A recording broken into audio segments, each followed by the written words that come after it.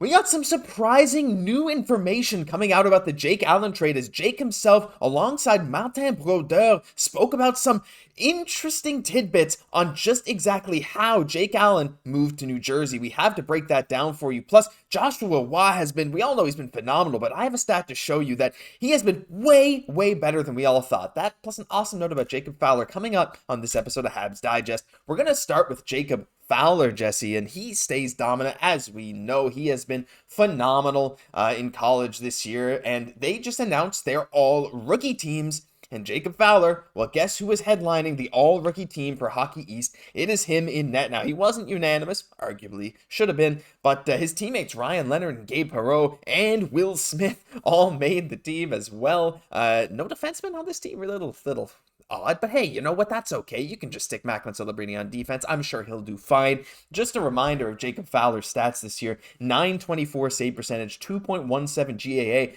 It's remarkable how consistent his stats have been across leagues since he went to the USHL 2 years ago. Jesse, this guy is impressing more and more and more every single day. No surprise he made the all-rookie team. And I mean, is it a stretch to say that he is arguably now a top 5 prospect in the Habs system? Definitely top 10, but I think some people are really shooting him up the rankings. For just how important a position that it is, I think that you could make a solid argument to bring him into the top 5 of a very stacked prospect pool for the Montreal Canadiens, and this guy, as you mentioned, Josh, has just been an absolute beast at every single level he's played at, and he just hasn't taken his foot off at all in the NCAA, which is notoriously a very tough hockey league, right? So, I mean, just the way that he's continuing, especially the way that he's just such a competitor, right? It's really making me look forward to this, to see him tendon crease here in Montreal. Yeah, and a lot of people will say, oh, but look, there's lots of goalies who did really well in the NCAA and then didn't put it together. Look at Jacob Fowler. It's like, he's still young. He's getting better every single day in Laval. Look at Cayden Primeau. Yeah, but that was before we had the information that he was going to be a future Vezina winner after that 41 save shutout last night.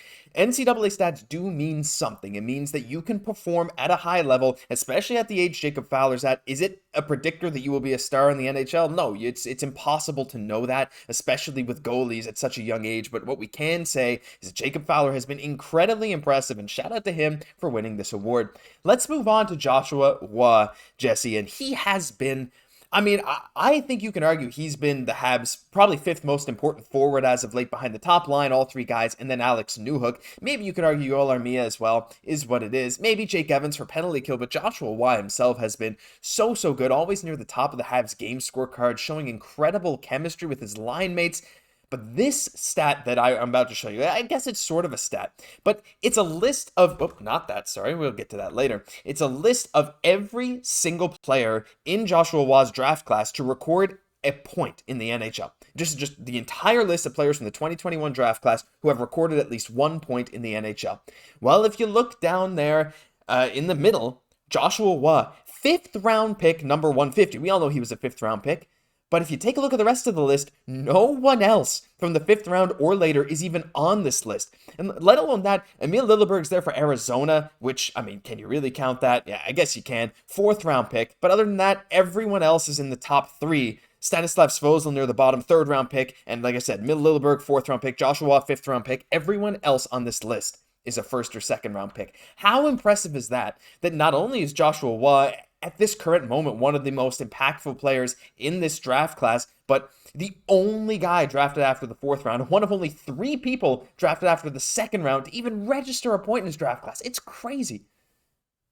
What an outlier here. What a complete steal. Like, basically right now, almost basically a half a point per game player in his young NHL career. You definitely feel like that's going to go up for sure. But that's the thing about Joshua Roy, is that he's always been talented. He's always had the skill.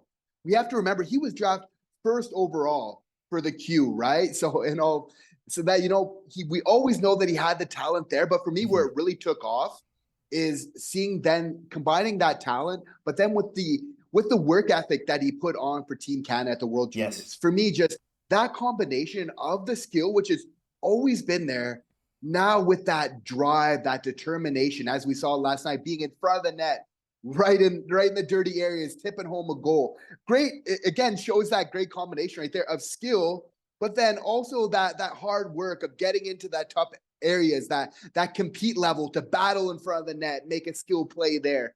Right. So that is a tremendous combination in and of itself. And that's really the type of hockey, again, that converts to winning hockey games. And I think that's what we see. We might not always have the biggest stars in Nick Suzuki. Slav has always had his haters, but Joshua Watt. But I look at these three type of players, and these are all players for me that contribute to winning hockey games. Now we see them kind of lighting up, the score sheet even more, but there's intangibles, there's other things that go into that. And for me, these young players for the Montreal Canadiens really represent that.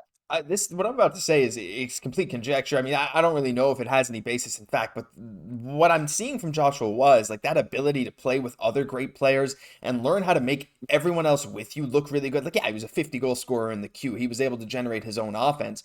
Once he took that jump to the World Juniors, he had amazing teammates. He made Bedard look amazing. I mean, well, he don't need to make Bedard look amazing, but I'm saying he did his part, and he looked great alongside him. He played really well with other great players. Even in Laval, he was doing the same thing. And now in the NHL, what do we always say? He's always in the right spot, always making a smart play, and that kind of stuff, like you said, contributes to winning hockey. So shout out Joshua Waugh. What an outlier on that list.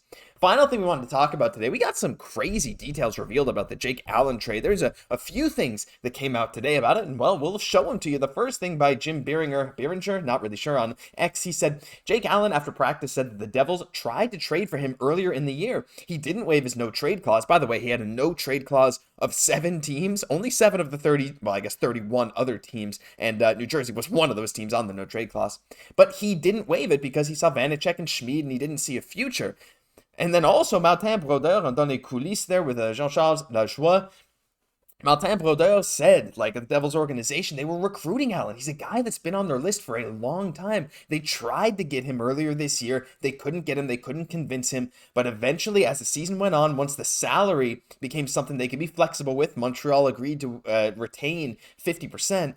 It became something where it was just, hey, let's convince Jake. And what they ended up doing, they traded away Vanacek as well to bring in Kaiden for just this season so they could go maybe get someone else in the offseason and really give Jake Allen the reins a bit more next year. So all of this together, first of all, what an amazing job by Kent Hughes to get a third, potentially second-round pick out of Jake Allen, who had a no-trade clause, to the New Jersey Devils. And two, what a great thing to hear from Martin Brodeur saying that, hey, guess what? Jake Allen might get more playing time next year than we might think. Yeah, Martin Brodeur, somebody that knows a little bit about goaltenders for sure. But you have to feel like with, as just a fan of the NHL, like the whole year you're watching the New Jersey Devils, you're like, why haven't they traded for another goalie yet? And now we finally have okay, they tried, right? It's just, for sure, the last thing if you're Jake Allen is if you're going from a team that has 3 goalies, the last thing is you want to be going to the same situation, right? You're looking for a little bit of respite, a little bit more normalcy in your cycle there. So you can definitely get, and obviously once that kind of cleared up and he saw there was an opening, and obviously a pretty competitive team, but just in need of some goaltending, obviously that made the decision a little bit easier for him. But interesting to hear just the larger play again, because definitely Jake Allen, solid as a 1B, but the GM for the Devils mentioning that they're looking to add that 1A. I'm wondering if that could maybe be UC Saros that they're looking for there. That would definitely be a great tandem. Or are we going to call a UC Saros to the Devils move here on Habs Digest? I think that's kind of crazy, but I don't mind it at all.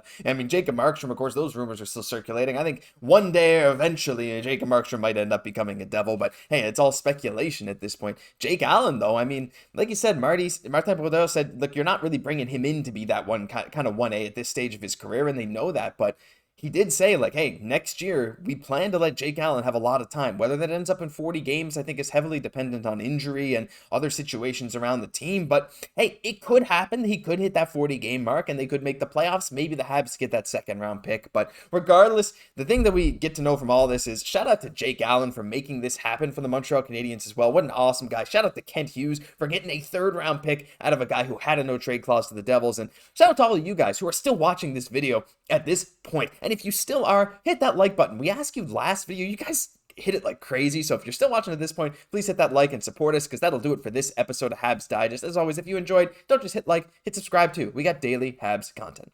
I'm your host, Josh Gosse, for my co-host, Jesse Poirier. We'll catch you in the next one.